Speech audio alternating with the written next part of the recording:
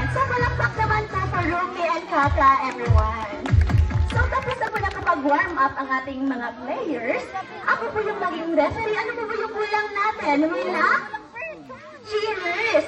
So this side, after this side, I want you all to cheer for Rookie. When I say let's cheer for Rookie, you would say, Rookie, Rookie. And this side naman, after this side, I want you all to cheer for Kaka. When I say let's cheer for Kaka, you would say, Kaka, Kaka. Okay? Now, can you hear the cheer from the team Rookie?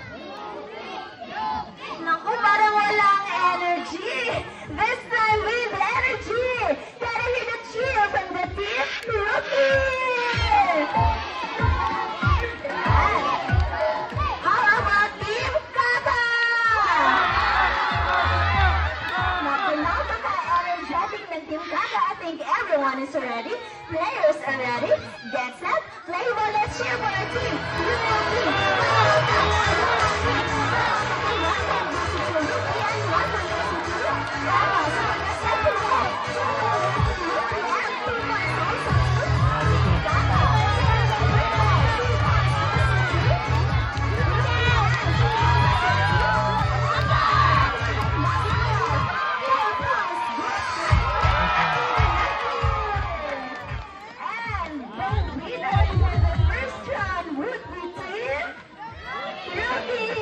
Congratulations, Team Rookie!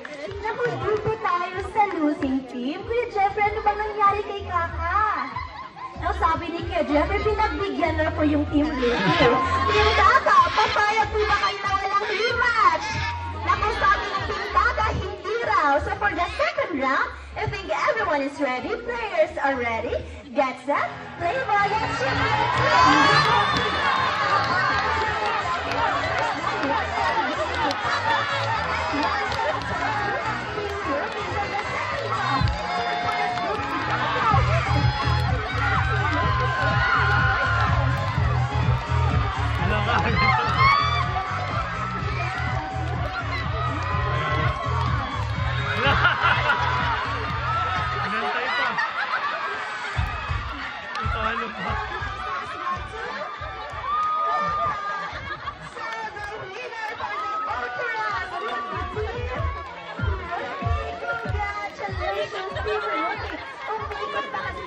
But anyway, thank you so much to everyone for being such good sports.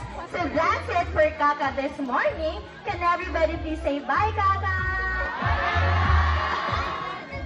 Now, of course, dahil nanalo raw po si Rookie, mag-victory dance move raw po si Rookie. Sige nga, Rookie, ano ba ang victory dance move mo? Umiikot-ikot si Rookie for his victory dance move. Pero 2 steps lang po ang dance move ni Rookie. Sige nga, Rookie, ano ang second step? We have Rookie over there doing his signature dance move, the head bang. Now, of course, bago raw po papasok si Rookie sa classroom, Rookie would like to say to everyone, bye, everyone! Bye, everyone! Now, many were asking, no, paano ba raw natin malalaman kung babae o lalaki po bang isang kakatu? Well, that's very